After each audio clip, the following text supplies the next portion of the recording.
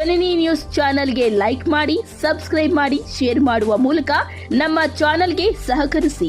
ಹೆಚ್ಚಿನ ಮಾಹಿತಿಗಾಗಿ ಸಂಪರ್ಕಿಸಿ ಹರಿಚಿನ್. ಆಸ್ಪತ್ರೆಯನ್ನ ಒಳ್ಳೆ ದಿಕ್ಕಿನಲ್ಲಿ ನಡೆಸುವಂತರಲ್ಲಿ ನನಗೆ ಸಹಕಾರ ಕೊಟ್ಟಿದ್ದಾರೆ.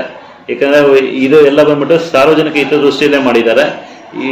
ಎಷ್ಟು ಪೇಷಂಟ್ಸ್ ಲೋಡ್ ಇದ್ರು ನಾವು ಬಂದ್ಬಿಟ್ಟು ಆದಷ್ಟು ಬೇಗ ಕ್ಲಿಯರ್ ಮಾಡಂಗೆ ಡಾಕ್ಟರ್ಸ್ನು ಆಲ್ಮೋಸ್ಟ್ ನಾವು 5 ಮೆಂಬರ್ಸ್ ಡಾಕ್ಟರ್ಸ್ ಇದ್ದಿದ್ದರಿಂದ ನೀಟಾಗಿ ಮಾಡ್ಕೊಂಡು ಹೋಗುವಂತ ಒಂದು ವ್ಯವಸ್ಥೆ ಆಗ್ತಾ ಇತ್ತು. ಮೊದಲನೇ ಪಂಚಾಯತಿ ನಮ್ದು ಮೊದಲನೇದಾಗಿ ನಾವೇ ಮಾಡಿದ್ದು ಡೆಂಗ್ಯೂ ಅವೇರ್ನೆಸ್ ಪ್ರೋಗ್ರಾಮ್ ಮಾಡಿದ್ದೆ ನಾವು. ಇವಾಗ ಎಲ್ಲ ವಾರ್ಡ್ಗಳಲ್ಲೂ ಬ್ಲೀಚಿಂಗ್ ಪೌಡರ್ಸ್ ಎಲ್ಲ ಹಾಕ್ಸ್ತಾ ಇದೀವಿ, ಕ್ಲೀನ್ ಮಾಡ್ತಾ ಇದೀವಿ.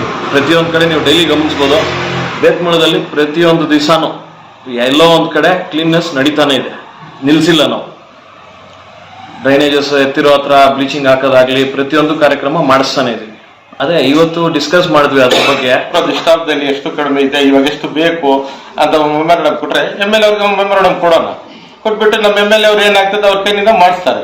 ಅವ್ರ ಕೈನಿಂದ ಆಗಿಲ್ಲ ಅಂದ್ರೆ ನಮ್ಮ ಕೈಯಲ್ಲಿ ಎಲ್ಲಿನ ಬೇಕಾಗಿದೆ, ನಮ್ಮ ಗ್ರಾಮ ಪಂಚಾಯತಿ ಆಗ್ಲಿ ಎಲ್ಲಿ ನಾವು ಕರೆದ್ರೆ ನಾವು ಹೋಗೋದಕ್ಕೆ ರೆಡಿ ಆಗಿದ್ದೀವಿ. ಇವಾಗ ಇಷ್ಟು ದಿವಸ ನಮ್ಮ ಸುನೀಲ್ ಸರ್ ಅವರು ಯಾರು ಗೊತ್ತು ಯಾರು ಗೊತ್ತಿಲ್ಲ ಹಂಗೆ ನಡ್ಸ್ಕೊಂಡು ಹೋಗ್ತಾ ಇದ್ರು. ಹಾಸ್ಪಿಟಲ್ ಯಾವ್ದು ಟೆನ್ಷನ್ ಇಲ್ಲ, ಗಲಾಟೆ ಇಲ್ಲ, ತಂಟೆ ತಕರಾರಿಲ್ಲ. ಬರೋವ್ರಿಗೆಲ್ಲ ಏನು ಗಲಾಟೆ ಅವರು ಬಂದ್ರು ಅವ್ರಿಗೇನೋ ಒಂದು ಪರಿಹಾರ ಹೇಳಿ ಕಳಿಸ್ತಾ ಇದ್ರು. ಇವಾಗ ನಮ್ಮ ಮೇಡಮ್ ಅವರು ಸಂಸ್ಕೃತಿ ಮೇಡಮ್ ಅವರು ಚಾರ್ಜ್ ತಗೊಳ್ತಾ ಇದ್ರು. ಅವ್ರ ಹತ್ರದವರು ನಮ್ಮ ಬಂಗಾರಪೇಟೆ ಅವ್ರ ಬಂಗಾರಪೇಟದಲ್ಲಿ ಅವ್ರದ್ದು ಸರ್ವಿಸ್ ಚೆನ್ನಾಗಿದೆ, ಸೇವೆ ಚೆನ್ನಾಗಿದೆ ಅಂತ ಗೊತ್ತಾಯ್ತು ನನಗೆ ಕೂಡ. ಇವಾಗ ಇಲ್ಲಿನ ಅದೇ ತರ ನಡ್ಸ್ಕೊಂಡು ಹೋಗ್ತಾರಂತ ನಮ್ಮ ಸುನೀಲ್ ಸಾರ್ಗಿಂದ ಒಳ್ಳೇದು ನಡ್ಸ್ಕೊಂಡು ಹೋಗ್ತಾರಂತ ನಮ್ಗೆ ಒಂದು ವಿಶ್ವಾಸ ಇದೆ. ಹಾಗೆ ನಮ್ಮ ಅಧ್ಯಕ್ಷರು ಹೇಳ್ತಾ ಇದ್ರು ಇಲ್ಲಿ ಸ್ವಲ್ಪ ಸ್ಟಾಫ್ ಕಡಿಮೆ ಇದೆ. ನಮ್ಮ ಗಣಿ ಅವ್ರು ಹೇಳ್ತಾ ಇದ್ರು ಅಲ್ಲಿ ಕಾಂಪೌಂಡರ್ಸ್ ಇಲ್ಲ ಏನಿಲ್ಲ ಅಂತ. ಅದಕ್ಕೋಸ್ಕರ ಅದು ಅಡ್ಮಿನಿಸ್ಟ್ರೇಷನ್ ಸ್ವಲ್ಪ ಮೇಡಮ್ ಅವರು ಚೆನ್ನಾಗಿ ನಡ್ಸ್ಕೋಬೇಕಂತ ನಾವು. ಈಗ ಸರ್ ಡಾಕ್ಟರ್ ಸುನೀಲ್ ಸರ್ ಇದ್ದಿದ್ದ ಪೋಸ್ಟ್ ಈಗ ಅವರು ಅಂದ್ರೆ ಪ್ರಮೋಷನ್ ಆಗಿ THO ಆಗಿ ಹೋಗ್ತಿದ್ದಾರೆ ಬಂಗಾರಪೇಟೆಗೆ. ಸೊ ಈಗ ಹೊಸದಾಗಿ ಒಂದು ರೆಗ್ಯುಲರ್ ಆಗಿ ಒಂದು ಏಮೋ ಬರೋವರೆಗೂ ಟೆಂಪರವರಿ ಆಗಿ ನಾನು ಚಾರ್ಜ್ ತಗೊಳ್ತಾ ಇದ್ದೀನಿ. ಸೊ ಇದಕ್ಕೆ ಮುಂಚೆ ಏನ್ ನಡೀತಾ ಇತ್ತು ಸೊ ಅದೇ ತರನೇ ಇದಾಗತ್ತೆ. ಸೇಮ್ ಸರ್ವಿಸಸ್ ನಿಮ್ಗೆ ಎಲ್ಲರಿಗೂ ಸಿಗುತ್ತೆ, ಕ್ವಾಲಿಟಿ ಸರ್ವಿಸ್ ಸಿಗುತ್ತೆ ಅಂತ ನನ್ನ ಕಡೆಯಿಂದ ನಾನು ಹಾಮಿ ಕೊಡ್ತೇನೆ.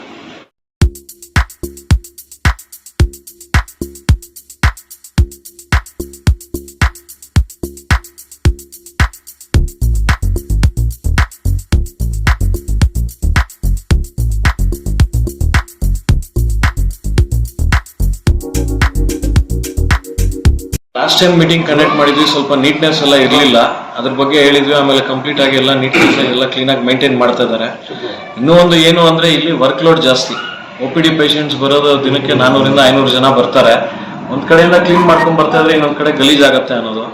ಸ್ಟಾಫ್ ಕಡಿಮೆ ಇದ್ದಾರೆ ಇಲ್ಲಿ. ಬರೋವಂಥ OPD ಪೇಷಂಟ್ಸು ಬರೋ ಅಷ್ಟು ಜನರನ್ನ ಮೇಂಟೈನ್ ಮಾಡೋದಕ್ಕೆ ಇಲ್ಲಿ ಸ್ಟಾಫ್ ಕಡಿಮೆ ಇದ್ದಾರೆ. ಅದ್ರ ಜೊತೆಗೆ ಇವಾಗ ಇನ್ನೂ ಒಂದು ಏನು ಅಂದರೆ ಇವಾಗ ಸುನಿಲ್ ಸರ್ ಅವ್ರಿಗೆ ಪ್ರಮೋಷನ್ ಆಗಿ ಟ್ರಾನ್ಸ್ಫರ್ ಆಗಿದ್ದಾರೆ. ಸೊ ಅವ್ರದ್ದು ಒಂದು ಪೋಸ್ಟ್ ಖಾಲಿ ಇರೋದ್ರಿಂದ ಇನ್ನೂ ಸ್ವಲ್ಪ ಇರೋರ ಮೇಲೆ ಡಾಕ್ಟರ್ಸ್ ಮೇಲೆ ಒತ್ತಡ ಜಾಸ್ತಿ ಇದ್ದಾರೆ. ಇವಾಗ ಲೇಡೀಸ್ ಟಾಯ್ಲೆಟನ್ನು ಅದು ಏನೋ ಒಂದು ಬ್ಲಾಕ್ ಆಗಿ ಕ್ಲೋಸ್ ಮಾಡಿದ್ರು.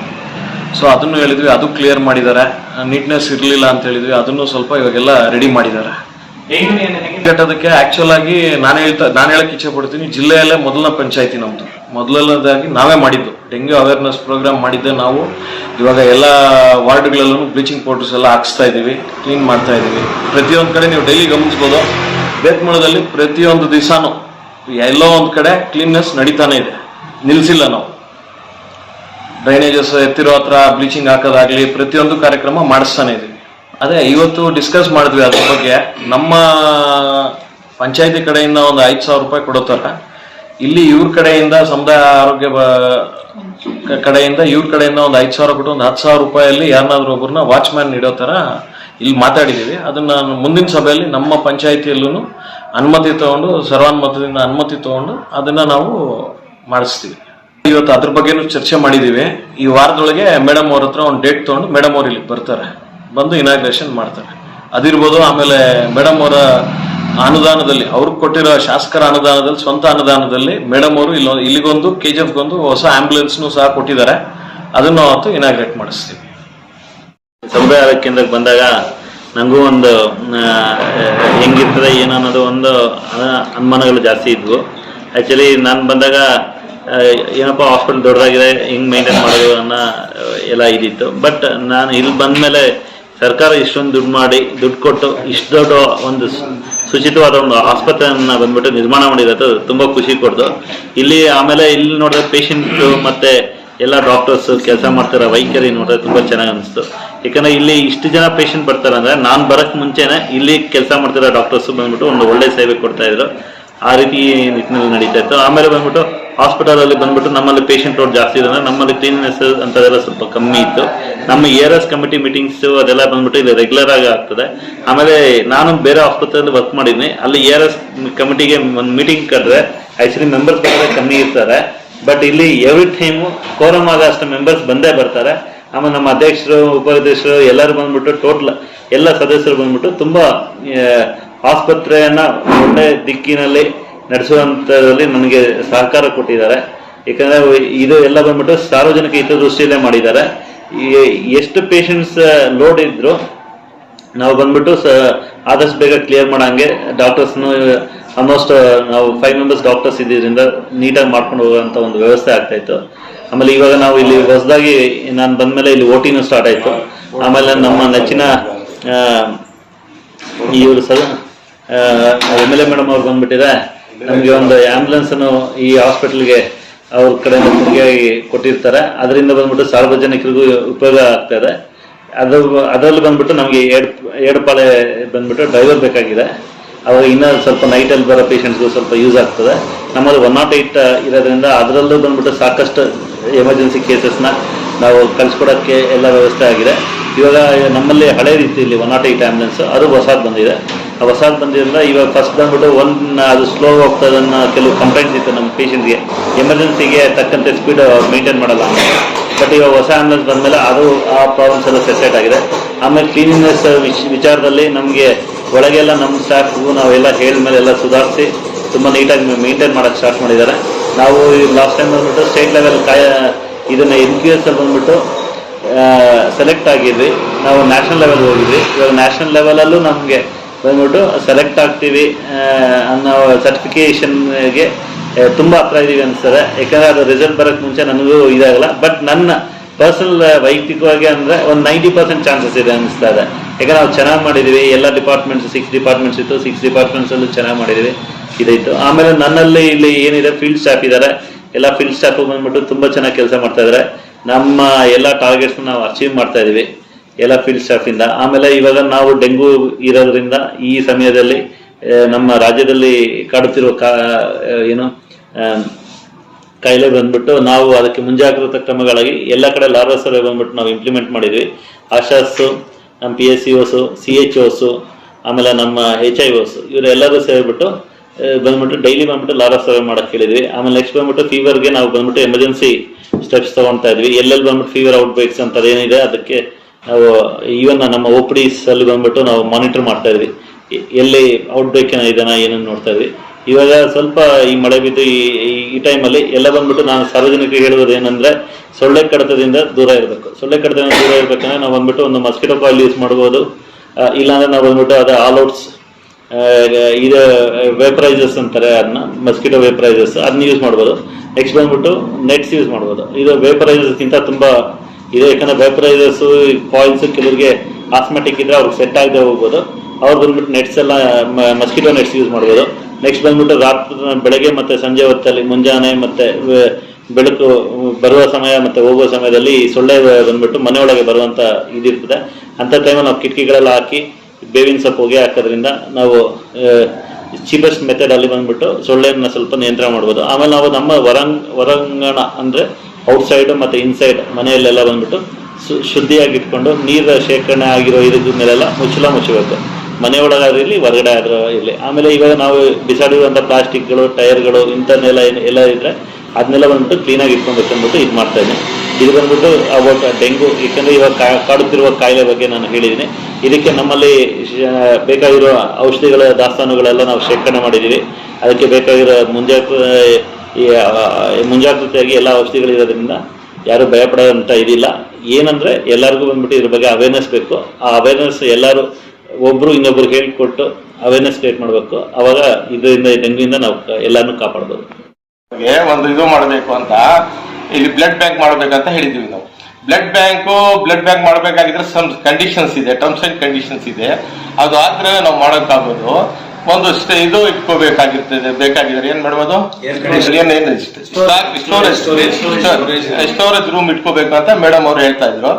ಅಟ್ಲೀಸ್ಟ್ ನಮ್ಗೆ ಬ್ಲಡ್ ಬ್ಯಾಂಕ್ ಮೇಡಮ್ ಏನ್ ಹೇಳಿದ್ರು, ನಾವು ಹೇಳಿದ್ರೆ ಇಲ್ಲ ತಾಲೂಕದಲ್ಲಿ ಒಂದೇ ಕೊಡೋದು ಅಂತ ಹೇಳಿದ್ರು.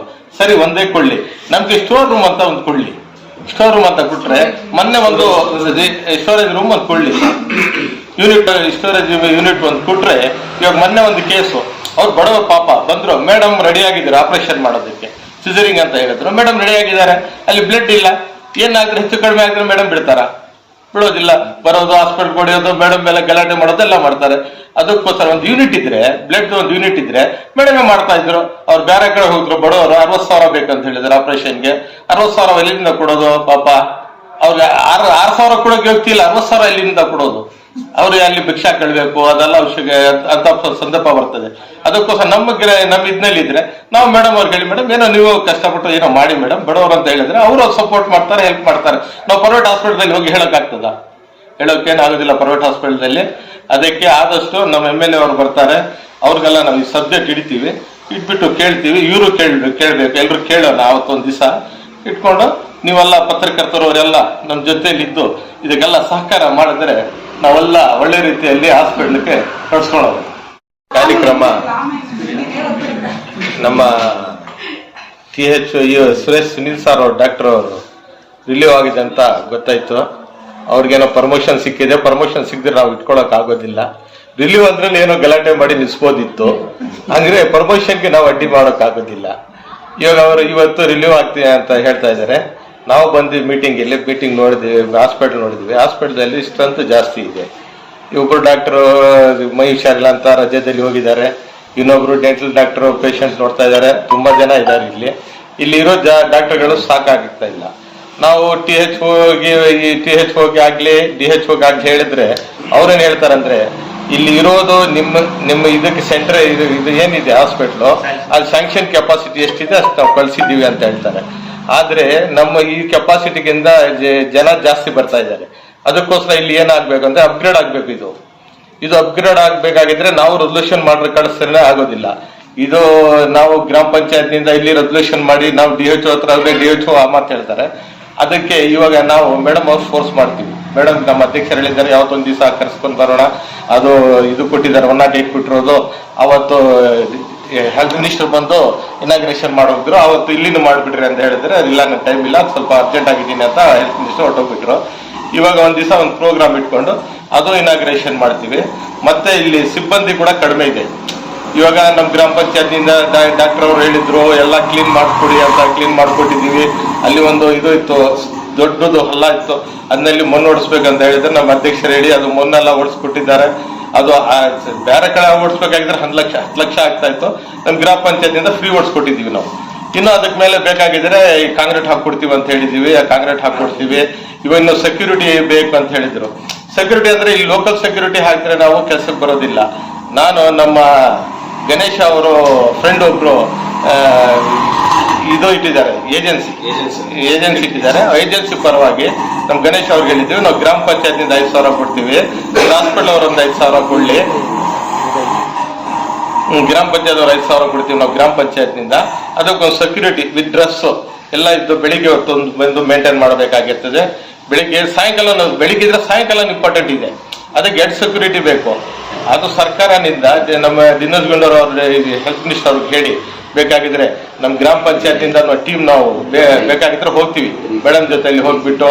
ಅದು ಇಲ್ಲಿ ಲೋಕಲ್ದಲ್ಲಿ DHO ಕೇಳಿದ್ರೆ ಅದು ಕೆಲಸ ಆಗೋದಿಲ್ಲ, ಅದಾಗೋ ಕೆಲಸ ಇಲ್ಲ. ಅವ್ರೇನ್ ಹೇಳ್ತಾರೆ, ಅದು ಆಗೋದಿಲ್ಲ ರೀ, ನಿಮ್ಗೆ ಎಷ್ಟಿದೆ ಅಷ್ಟೇ ನಾವು ಸ್ಯಾಂಕ್ಷನ್ ಮಾಡೋಕೆ. ಇವಾಗ ಏನೋ ಬಂದಿದ್ರು ಒಬ್ಳು ನಮ್ಮ ಡಾಕ್ಟರ್, ಇವ್ರು ಟ್ರಾನ್ಸ್ಫರ್ ಆಗಿದ್ರು, ಯಾರೋ ಏನಮ್ಮ ಅವರು ಹೋಗೋ ಟೈಮ್ನಲ್ಲಿ ನಾವು ಅವ್ರಿಗೆ ಇದು ಮಾಡಕ್ ಬಂದಿದ್ವಿ ನಾವು, ಸೆಂಡ್ ಆಫ್ ಪಾರ್ಟಿ. ಆವಾಗ ಏನಾಯ್ತು, ಆಯಮ್ಮ ಮತ್ತೆ ಬಂದು ಕೇಳಿದ್ರು, ಏನಂತ, ನನ್ಗೆ ಅವಶ್ಯಕತೆ ಇದೆ, ನನಗೆ ಕೆಲಸ ಮಾಡಬೇಕು, ಒಂದು ಪೋಸ್ಟ್ ಕ್ರಿಯೇಟ್ ಮಾಡಿ ಅಂತ. ಮೇಡಮ್ ಅವರು ಡಾಕ್ಟರ್ ಅವರು, ಇಲ್ಲ ನಮ್ಗೆ ಅದು ಆಗೋದಿಲ್ಲ, ನಮ್ಮ ಕೈನಿಂದ ಆಗೋದಿಲ್ಲ, ಅದು ಸರ್ಕಾರದಿಂದ ಬಂದ್ರೆ ಮಾಡ್ಕೊಳ್ಳೋದು ಅಂತ ಹೇಳಿದ್ರು. ಅದೇ ತರ ಇರ್ತದೆ. ಅದಕ್ಕೋಸ್ಕರ ಇಲ್ಲಿ ಅವ್ರು ಬರ್ತಾರೆ, ನಮ್ಮ ಮೇಡಮ್ ಅವರು ಎಲ್ಲ ಬರ್ತಾರೆ, MLA ಅವ್ರು ಬರೋ ಟೈಮ್ನಲ್ಲಿ ನೀವೊಂದು ಇದು ಮೆಮೊರಂಡಮ್ ರೆಡಿ ಮಾಡಿ, ಏನ್ ಕಡಿಮೆ ಇದೆ, ನಿಮ್ಗೆ ಕೊಟ್ಟಿರೋದು ಸ್ಟಾಫ್ದಲ್ಲಿ ಎಷ್ಟು ಕಡಿಮೆ ಇದೆ, ಇವಾಗ ಎಷ್ಟು ಬೇಕು ಅಂತ ಮೆಮೊರಂಡಮ್ ಕೊಟ್ರೆ MLA ಅವ್ರಿಗೆ ಮೆಮೊರಂಡಮ್ ಕೊಡೋಣ. ಕೊಟ್ಬಿಟ್ಟು ನಮ್ಮ MLA ಅವ್ರು ಏನಾಗ್ತದೆ ಅವ್ರ ಕೈನಿಂದ ಮಾಡಿಸ್ತಾರೆ. ಅವ್ರ ಕೈನಿಂದ ಆಗಿಲ್ಲ ಅಂದ್ರೆ ನಮ್ಮ ಕೈನ ಎಲ್ಲಿನ ಬೇಕಾಗಿದ್ರೆ ನಮ್ಮ ಗ್ರಾಮ ಪಂಚಾಯತಿ ಆಗಲಿ ಎಲ್ಲಿ ನಾವು ಕರೆದ್ರೆ ನಾವು ಹೋಗೋದಕ್ಕೆ ರೆಡಿ ಆಗಿದ್ದೀವಿ. ಇವಾಗ ಇಷ್ಟು ದಿವಸ ನಮ್ಮ ಸುನೀಲ್ ಸರ್ ಅವರು ಯಾರು ಗೊತ್ತು ಯಾರು ಗೊತ್ತಿಲ್ಲ ಹಂಗೆ ನಡ್ಸ್ಕೊಂಡು ಹೋಗ್ತಾ ಇದ್ರು. ಹಾಸ್ಪಿಟಲ್ ಯಾವ್ದು ಟೆನ್ಷನ್ ಇಲ್ಲ, ಗಲಾಟೆ ಇಲ್ಲ, ತಂಟೆ ತಕರಾರಿಲ್ಲ. ಬರೋವ್ರಿಗೆಲ್ಲ ಏನು ಗಲಾಟೆ ಅವರು ಬಂದ್ರು ಅವ್ರಿಗೇನೋ ಒಂದು ಪರಿಹಾರ ಹೇಳಿ ಕಳಿಸ್ತಾ ಇದ್ರು. ಇವಾಗ ನಮ್ಮ ಮೇಡಮ್ ಅವರು ಸಂಸ್ಕೃತಿ ಮೇಡಮ್ ಅವರು ಚಾರ್ಜ್ ತಗೊಳ್ತಾ ಇದ್ರು. ಅವ್ರ ಹತ್ರದವರು ನಮ್ಮ ಬಂಗಾರಪೇಟೆ ಅವ್ರು ಅವ್ರ ಬಂಗಾರಪೇಟದಲ್ಲಿ ಅವ್ರದ್ದು ಸರ್ವಿಸ್ ಚೆನ್ನಾಗಿದೆ, ಸೇವೆ ಚೆನ್ನಾಗಿದೆ ಅಂತ ಗೊತ್ತಾಯ್ತು ನನಗೆ ಕೂಡ. ಇವಾಗ ಇಲ್ಲಿನ ಅದೇ ತರ ನಡ್ಸ್ಕೊಂಡು ಹೋಗ್ತಾರಂತ ನಮ್ಮ ಸುನೀಲ್ ಸಾಕಿಂದ ಒಳ್ಳೇದ್ ನಡ್ಸ್ಕೊಂಡು ಹೋಗ್ತಾರಂತ ನಮ್ಗೆ ಒಂದು ವಿಶ್ವಾಸ ಇದೆ. ಹಾಗೆ ನಮ್ಮ ಅಧ್ಯಕ್ಷರು ಹೇಳ್ತಾ ಇದ್ರು ಇಲ್ಲಿ ಸ್ವಲ್ಪ ಸ್ಟಾಫ್ ಕಡಿಮೆ ಇದೆ. ನಮ್ಮ ಗಣಿ ಅವ್ರು ಹೇಳ್ತಾ ಇದ್ರು ಅಲ್ಲಿ ಕಾಂಪೌಂಡರ್ಸ್ ಇಲ್ಲ ಏನಿಲ್ಲ ಅಂತ. ಅದಕ್ಕೋಸ್ಕರ ಅದು ಅಡ್ಮಿನಿಸ್ಟ್ರೇಷನ್ ಸ್ವಲ್ಪ ಮೇಡಮ್ ಅವರು ಚೆನ್ನಾಗಿ ನಡ್ಸ್ಕೋಬೇಕಂತ ನಾನು ಕೋರ್ಕೊಳ್ತೀನಿ. ಏನಾಗ್ತದೆ, ಪೇಷಂಟ್ ಬಂದ್ಬಿಟ್ಟು ಅಲ್ಲಿ ಓಪಿಡಿಯಲ್ಲಿ ಕ್ಯೂ ನಿಂತ ಅವಶ್ಯಕತೆ ಇಲ್ಲ. ಇವಾಗ ನಾವು ಒಂದು ಪ್ಯಾನಲ್ ಹಾಕಿವಿ, ಆ ಪ್ಯಾನಲ್ ಸ್ಕ್ಯಾನ್ ಮಾಡಿದ್ರೆ ಮಾಡ್ಬಿಟ್ಟು ಡೈರೆಕ್ಟ್ ಇದು ಮಾಡ್ಕೊಂಡು ಯಾವ ಡಾಕ್ಟರ್ ಕೂಡ ಸೆಲೆಕ್ಟ್ ಮಾಡ್ಕೊಂಡ್ಬಿಡ್ತಾರೆ. ಅವ್ರು ಇವಾಗ ಇಲ್ಲಿ ನಮ್ಮ ಪರ್ಸನ್ ಅವ್ರಿಗೆ ಅಸಿಸ್ಟ್ ಸ್ಕ್ಯಾನ್ ಮಾಡಿದ ತಕ್ಷಣ ಡಾಕ್ಟರ್ಸ್ ಲಿಸ್ಟ್ ಕಾಣಿಸ್ತಾರೆ, ಯಾರು ಯಾರು ಸೆಲೆಕ್ಟ್ ಮಾಡ್ಕೊಂಡು ಅವ್ರ ಹತ್ರ ಬಂದ್ಬಿಟ್ಟು ನೆಕ್ಸ್ಟ್ ಫ್ಯೂಚರ್ ಬಂದ್ಬಿಟ್ಟು there is a plan. Computer ಬರ್ತದೆ ಎಲ್ಲ ಡಾಕ್ಟರ್ಸ್. ಅವ್ರ ಪೇಷಂಟ್ ಬರೋದ್ ಮುಂಚೆನೆ ಅವರ ಹೆಸರು ಕಾಣಿಸ್ತದೆ, ನೆಕ್ಸ್ಟ್ ಪೇಷಂಟ್ ಯಾರು ಅಂದ್ಬಿಟ್ಟು ಅವ್ರು ಕಾಣಿಸ್ತಾರೆ. ಆ ಪೇಷಂಟ್ ನ ನಾವು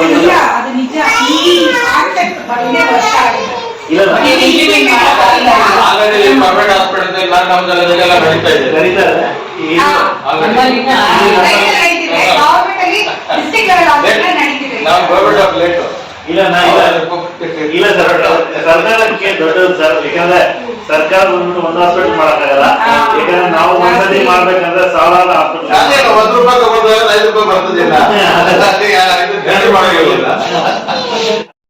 ಬ್ಲಡ್ ಬ್ಯಾಂಕ್ ಬಂದು ಬರೀ ತಾಲೂಕ್ ಲೆವೆಲ್ ಹಾಸ್ಪಿಟಲ್ಸ್ ಅಲ್ಲಿ ಅಂದ್ರೆ ತಾಲೂಕ್ ಲೆವೆಲ್ ಅಲ್ಲಿ ಇರೋ ಗವರ್ಮೆಂಟ್ ಹಾಸ್ಪಿಟಲ್ ಮಾತ್ರನೇ ಬ್ಲಡ್ ಬ್ಯಾಂಕ್ ಸ್ಯಾಂಕ್ಷನ್ ಇರೋದು.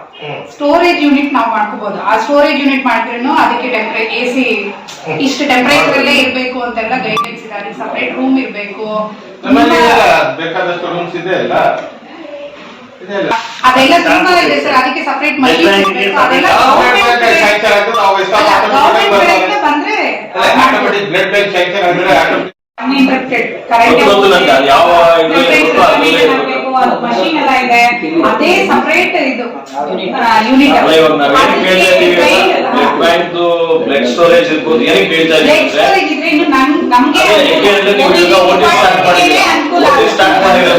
ಇದ್ರೆ ಒಳ್ಳೇದಲ್ವಾ?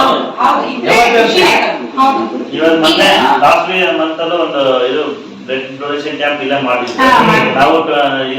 ಸರ್ ಅವರು ನಮ್ಮ ಜೊತೆ ಆಕ್ಟಿವ್ ಪಾರ್ಟಿಸಿಪೇಟ್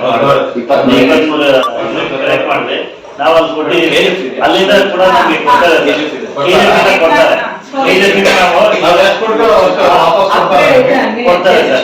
ಕೊಡ್ತಾರೆ. ಅದಕ್ಕೆ ನಾವು ಕ್ಯಾಂಪ್ ಮಾಡ್ತೀವಿ. ನಾವು ಇವಾಗ ಕ್ಯಾಂಪ್ ಬ್ಲಡ್ ಡೊನೇಷನ್ ಕ್ಯಾಂಪ್ ಇಲ್ಲಿ ಕೊಟ್ಟಿ ತಕ್ಕಂತೆ ಸ್ವಲ್ಪ ಜಾಸ್ತಿ ಮಾಡ್ಕೊಂಡು ಮಾಡಿಸಿ ಕೈಯಲ್ಲಿ ಮಾಡ್ಕೊಂಡು. ಈ ಒಂದು ಮಾಹಿತಿ ನಿಮಗೆ ಇಷ್ಟ ಆದಲ್ಲಿ ದಯವಿಟ್ಟು ಲೈಕ್ ಮಾಡಿ, ಶೇರ್ ಮಾಡಿ, ಕಾಮೆಂಟ್ ಮಾಡಿ ತಿಳಿಸಿ. ಮುಂದಿನ ವಿಡಿಯೋ ನೋಟಿಫಿಕೇಶನ್ ನಿಮಗೆ ಬರಬೇಕು ಅಂದರೆ ಬೆಲ್ ಬಟನ್ ಅನ್ನು ಕ್ಲಿಕ್ ಮಾಡಿ.